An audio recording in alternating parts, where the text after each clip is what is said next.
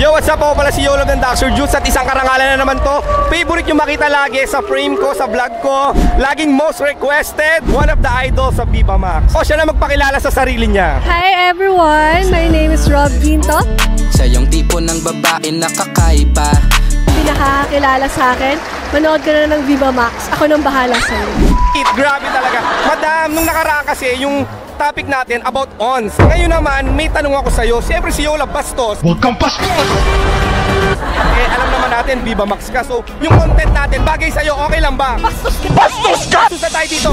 Okay, my question is, have you tried weed? Oo. Ano na ba isip ako? Kasi ang isang Rob Ginto, hindi minamadali yan, kailangan pang matagalan yan. Pero, Ano na talaga? Atat na atat ka na kailangan mo na mailabas. Magbabati na yan! Magbabati na yan! Kaya hindi mabitin yung pusang. so may I ask, paano naganap ang baka may sharing ka naman na, paano ba, for the CR, for the kotse, kailangan ko malaman, kailangan natin malaman yan. Sige. Natry ko siya sa kotse. For the car. Sa car. May I ask, anong klaseng car yan? Sedan, 7-seater? Sa dance. Can you tell what brand of car is that? Mahalata! Okay, front seat, back seat. Sa front seat. Ay. Yung ina nila, yung ina Diyos lang yun. Ginanon. Ay, hiniga. For the higa. Okay. So, nung hiniga na, paano na ang atake ni Kuyang handsome guy? Muna, ganyan. For the romance, For the romance muna. kailangan ma-attract muna at makiliti ang isang Rob Ginto. Tapos, after nun, yun na.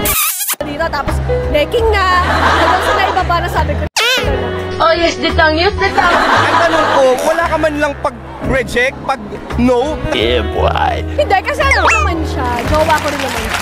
Napakaganda nun, jowa for a... So may I ask, saan pinark yung sedan na kotse? Nakakaduda kasi eh.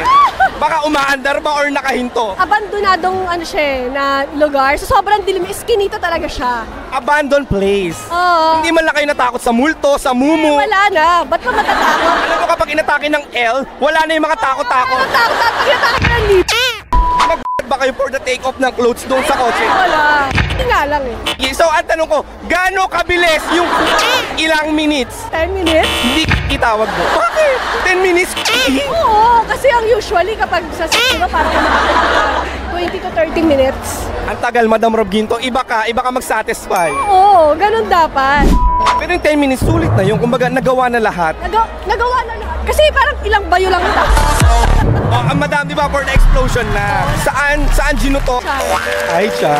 Sa chan na. Ayaw kang bigyan ng blessing. Ay, ayoko. Ngayon naman sa mga taong gusto makaranas ng mga out of curiosity, anong advice mo para makaranas din sila ng hindi makakalimutan like Rob Ginto na 10 minutes? Kailangan gawin mo to sa taong mahal mo. Yung ano kasi kapag nakipag mahal mo, mas masarap yung pakiramdam, mas masarap talaga yung feeling kapag nakikipag So kapag once naman na gusto mo ganyan, maghanap lang kayo ng lugar na madilim na walang makakakita sa inyo. Tapos doon yung naumpisahan yun. Doon na matatapos yun. Doon na kayo mag-e-enjoy. Madam Rob Ginto, alam mo may napanood akong interview mo na natuwa ako. Ayaw mong hinahawakan yung breath mo, yung dibdib.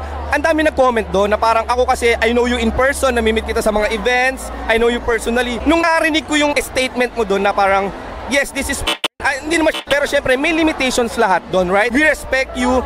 Kasi yung mga ibang comments doon, nanga-harsh na parang nag-Viva Max ka na, hindi ka pa pumapayag. Parang tingin nila sa inyo, hindi po ganun yon. They are here to entertain. Dito kami para makatulong sa inyo. So they are here to entertain. Hindi sila dito para bastusin, para sabihin ng mga kung ano pa masasakit na salita. Yun lang yung akin, madam, kasi parang nasaktan ako sa comments sa mga nababasa ko na parang wala naman kayong alam behind the scene. Wala kayong alam kasi unang-una hindi naman madali ang pag-artista. Bago ka pumasok, lalo sa Viva Max, number one, ready ka sa mga sasabihin ng tao, yung mga bashers mo. Pangalawa, syempre sa magulang mo. Paano tatanggapin, paano mo i-explain yung trabaho mo. Syempre, pangatlo sa sarili mo. Kung kaya mo ba talaga to, kung kaya mo ba na ipakita na sa buong mundo kung yung katawan mo, ganyan. Kasi kahit na sinong tao, hindi kayang gawin yun. Depende na lang kung malakas talaga yung loob mo. Saka madam, nakakatuwa sa'yo, saludo ako sa'yo kasi kahit ganyan ka, you're a very good breadwinner sa family mo. Na Rob Ginto is doing that for her family, for her dream. We are here to entertain. Yun lang, sana maunawaan nyo, maging open-minded kayo dito sa klaseng content na ginagawa namin. Baka may pwede kang ihandog na regalong pamasko sa tito ko. Kahit ayoko na talaga, labag sa loob ko, pero ang kulit. Gusto ko siya na magdesisyon. Okay, umupo ka na dito. Umupo ka na. Ano ba gusto mo? Nakuha ko na iba lahat eh. gagawin ako? Hug and kiss. Hug and kiss. Saan yung kiss? Saan daw? Sa leeg. Madam, demanding. Demanding. Oh, eto na, oh. Sige.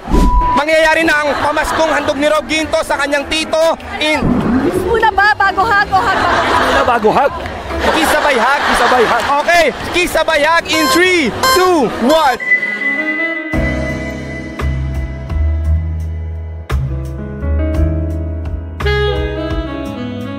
Ang swerte mo na naman. Alam mo, ang dami naiingit ng mga viewers ko. Ikaw lang nakakadaupang palad ng mga Viva Max. Na kayo maingit guys. Magpasalamat ka naman kay Mag. Ay, Rob, salamat talaga, beba. Actually, kaibigan ko talaga siya.